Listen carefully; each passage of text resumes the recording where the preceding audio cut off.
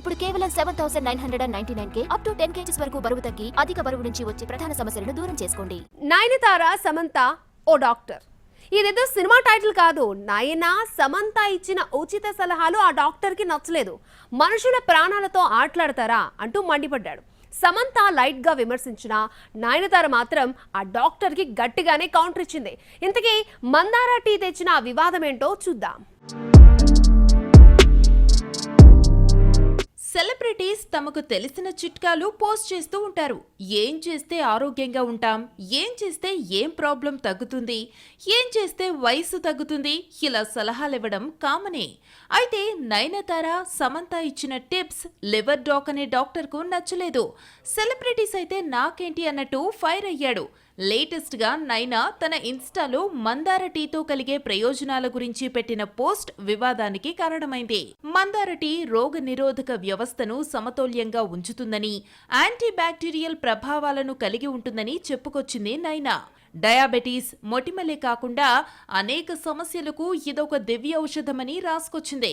అంతేకాదు మందార టీ రెసిపీని కూడా పోస్ట్ చేసింది.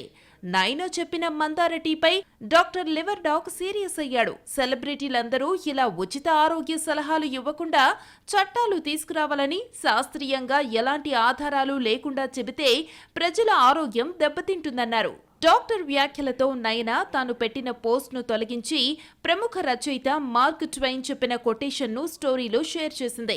మూర్ఖులతో ఎప్పుడూ వాదించకండి, వాళ్ల స్థాయికి లాగి ఆపై అనుభవంతో కొడతారంటూ షేర్ చేసింది. ఆ తర్వాత డిలీట్ చేసిన మందార టీ రెసిపీని మళ్లీ పోస్ట్ చేసింది. నయన కంటే ముందే సమంత ఇచ్చిన హెల్త్ టిప్ విమర్శలకు దారితీసింది. సమంతను జైల్లో పెట్టాలి, జరిమానా విధించాలి అనే వరకు వెళ్ళింది వ్యవహారం. నయనతార సమంత టార్గెట్ చేసింది ఒకే డాక్టర్ కావడం విశేషం. నైనా కంటే ముందే సమంత ఇచ్చిన హెల్త్ టిప్ విమర్శలకు దారితీసింది. సమంతను జైల్లో పెట్టాలి, జరిమానా విధించాలనే వరకు వెళ్ళింది. నయనతార సమంతను టార్గెట్ చేసింది ఒకే డాక్టర్ కావడం విశేషం. పాడ్కాస్ట్ అంటూ మనసులో మాటలు, అనుభవాలు పంచుకుంటున్న శామ్ తనకున్న అనుభవంతో ఓ హెల్త్ టిప్ ని ఇచ్చింది. తాను తీసుకున్న మయోసైటిస్ ట్రీట్మెంట్ అనుభవంతో ఓ సలహాను పంచుకుంటే అది కాస్త రచ్చయింది. వైరల్ ఇన్ఫెక్షన్ తగ్గడానికి నెబులైజేషన్లో ప్రయోగించాల్సిన కొన్ని మందులను సూచించింది. సమంత ఇచ్చిన హెల్త్ టిప్ ప్రాణానికే ప్రమాదమని కొందరు డాక్టర్లు హెచ్చరించారు. డాక్టర్ లివర్ డాక్ కామెంట్స్ తో సమంత హర్ట్ అయింది. హెల్త్ సైన్స్ గురించి ఏమీ తెలియకుండా శామ్ తప్పుదోవ పట్టిస్తున్నారని, ఆమెను జైల్లో పెట్టాలన్నారు. దీనిపై సమంత స్పందిస్తూ సుదీర్ఘమైన పోస్ట్ పెట్టింది. కొన్నేళ్లుగా నేను అనేక రకాల మందులు వాడుతున్నానని, ఏ టిప్ అయినా ఫలితం వచ్చిన తర్వాతే చెబుతాను, తెలుసుకోకుండా ఇతరులకు సలహా ఇచ్చేంత అమాయకురాల్ని కాదని రాసుకొచ్చింది శామ్. జైల్లో పెట్టాలి, జరిమానా విధించాలన్న డాక్టర్ను ఉద్దేశించి పోస్ట్ చేస్తూ నన్ను నిందించడం కంటే నాకు చికిత్స చేసిన 25 ఏళ్ల అనుభవమున్న డాక్టర్తో ఫేస్ టు ఫేస్ పాల్గొంటే బాగుంటుందని స్పందించింది. తనను జైల్లో పెట్టాలని విమర్శించినందుకు బాధగా లేదు, కానీ తానొక సెలబ్రిటీ కాబట్టి అంత సులువుగా నిందించారని వాపోయింది సమంత. ఒక సెలబ్రిటీగా హెల్త్ టిప్ ఇవ్వలేదని, ఒక సామాన్యురాలిగా పోస్ట్ చేశానని రాసుకొచ్చింది శామ్. ఆ తర్వాత డాక్టర్ సమంతను క్షమాపణ కోరాడు. మరి నయనతార విషయంలోనూ సారీ చెబుతాడేమో చూడాలి. చిట్కా ఇచ్చి నైనా సమంత ఫేస్ చేసిన విమర్శలు చూస్తుంటే మరో సెలబ్రిటీ మంచిదైన ఉచిత సలహా ఇవ్వడానికి భయపడతారేమో. 2025 ఏప్రిల్ 10న రాజాసాబ్ రిలీజ్ అవుతోంది. విడుదలకు 9 నెలల ముందే డేట్ ఫిక్స్ చేశారు. ఎప్పుడొస్తుంది అన్న కన్ఫ్యూజన్ లేకుండా చేసేశారు మేకర్స్. అయితే ఈ రిలీజ్ డేట్ ఓ యంగ్ హీరోకు కష్టాన్ని తీసుకొచ్చింది. అతనెవరో చూద్దాం. గత 2 ఏళ్లుగా సమ్మర్కు ఒక్క పెద్ద హీరో సినిమా లేదు. ఈ ఏడాది రిలీజ్ అయిన చిన్న సినిమాలు ఫ్లాపులు కావడంతో సింగిల్ స్క్రీన్స్ ను మూసేయాల్సి వచ్చింది. వచ్చే ఏడాది సమ్మర్కు వస్తున్నామని రాజాసాబ్ భరోసా ఇచ్చిన ఈ రిలీజ్ డేట్ తేజ్ సజ్జా నటిస్తున్న మీరాయ్కు పెద్ద ప్రాబ్లం గా మారింది. రాజాసాబ్ వచ్చిన వారం రోజులకే ఏప్రిల్ 18న మీరాయ్ వస్తోంది. రాజాసాబ్ కంటే ముందే మీరాయ్ సమ్మర్ పై ఖర్చీఫ్ వేశాడు. 2 పాన్ ఇండియా మూవీసే. హనుమాన్ బ్లాక్ బస్టర్ తర్వాత తేజ్ చేస్తున్న ఈ మూవీలో మనోజ్ నటిస్తున్నాడు. ఆల్రెడీ గ్లిమ్స్ వీడియో కూడా రిలీజ్ చేశారు. 1000 కోట్లు కలెక్ట్ చేసిన కల్కి తర్వాత వస్తున్న ప్రభాస్ రాజసాబ్ పై ఎక్స్పెక్టేషన్స్ ఓ రేంజ్ లో ఉండడం common. Pan India hero Prabhas వచ్చిన వారానికే తేజ్ సజ్జా వస్తాడా? వస్తే కావలసినన్ని థియేటర్స్ దొరకవు, లేదంటే రిలీజ్ డేట్ మార్చుకుంటాడా అని చర్చ మొదలైంది. మీరాయి రావడం రాజసాబ్కు కూడా నష్టమే. ఇప్పటికే మీరాయి నుంచి వచ్చిన 2 వీడియోలు సినిమాపై భారీ హైప్ తీసుకొచ్చాయి. రవితేజతో ఈగిల్ తీసిన కార్తీక్ ఘట్టమనేని దర్శకత్వంలో మీరాయి రూపొందుతోంది. గతంలో అరేంజ్డ్ మ్యారేజెస్ లో పెళ్లి కొడుకు పెళ్లి కూతురు మధ్య వయసులో 5 ఏళ్లు 10 ఏళ్లు గ్యాప్ ఉండేది. కానీ ఇప్పుడు అంత గ్యాప్ ఇష్టపడడం లేదు.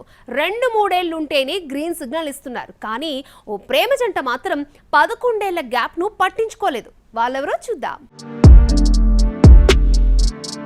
క్యూట్ పెయిర్ రణ్బీర్ కపూర్ అలియా ప్రేమించుకుని పెళ్లి చేసుకున్నారు. ఈ ఇద్దరి మధ్య 11 ఏళ్లు గ్యాప్ ఉన్న సంగతి చాలా మందికి తెలీదు. మేడ్ ఫర్ ఈచ్ అదర్లా జంట ఉండడంతో వీరిద్దరి మధ్య వయసులో ఉన్న తేడాను ఎవరూ పట్టించుకోలేదు. రీసెంట్ గా ఓ ఇంటర్వ్యూలో రణ్బీర్ కపూర్ ఏజ్ గ్యాప్ ను ప్రస్తావించాడు.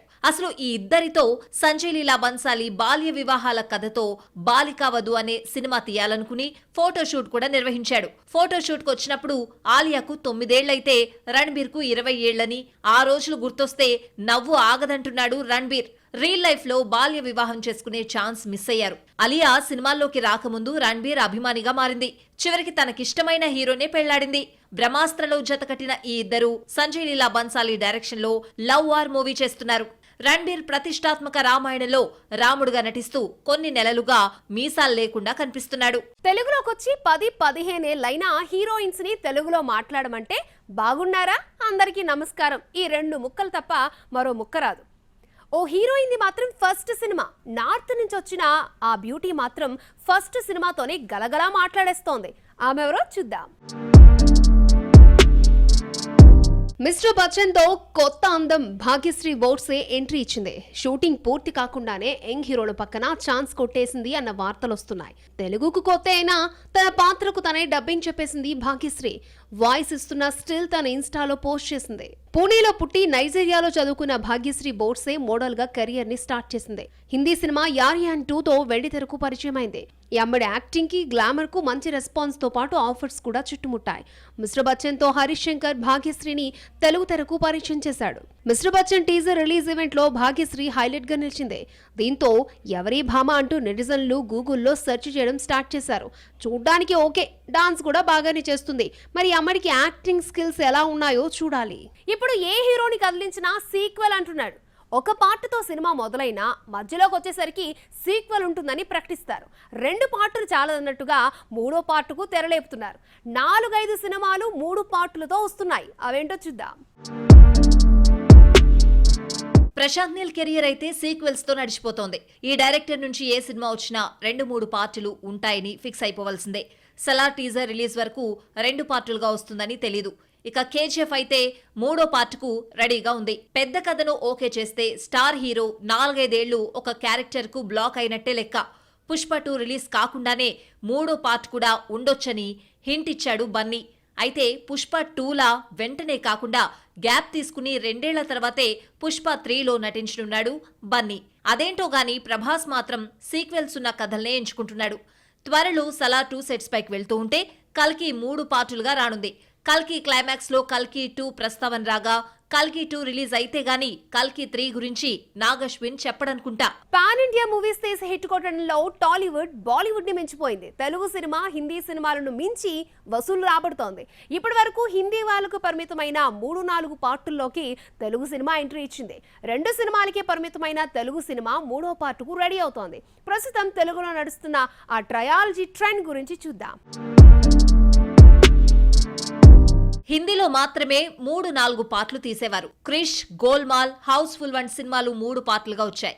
సింగం, డాన్ 3వ పార్ట్ త్వరలో రానున్నాయి. బాలీవుడ్ కే పరిమితమైన ట్రయాలజీని మనవాళ్లు కూడా అలవాటు చేసుకుంటున్నారు. కార్తికేయ 3 ఉంటుందని ఇప్పటికే మేకర్స్ అనౌన్స్ చేశారు. చందు మొండేటి చైతుతో తీస్తున్న తండేల్ తర్వాత కార్తికేయ 3ని సెట్స్ పైకి తీసుకొస్తాడు. తెలుగులో ఇంతవరకు 3వ పార్ట్ బోణీ కొట్టలేదు. టిల్లు స్క్వేర్ హిట్ తర్వాత టిల్లు క్యూబ్ ను సక్సెస్ మీట్ లో అనౌన్స్ చేశాడు సిద్ధు. ముందుగా వచ్చే 3వ పార్ట్ మూవీ ఇదే కావచ్చు. టిల్లు నుంచి ఎన్ని పార్ట్లు వచ్చినా హీరోయిన్ గ్లామర్ గా కనిపించాల్సిందే. డీజే టిల్లులో నేహా శెట్టితో, టిల్లు స్క్వేర్ లో పక్కింటి అమ్మాయి ఇమేజ్ ఉన్న అనుపమతోనే హద్దులు దాటించేశాడు. ఎప్పుడో 2 ఏళ్ల తర్వాత తెరకెక్కే మూడో టిల్లు కోసం సమంత తమన్నా పేర్లు పరిశీలిస్తున్నట్లొస్తున్న వార్తల్లో నిజం ఉన్నా లేకపోయినా టిల్లు క్యూబ్ మామూలుగా ఉండదు.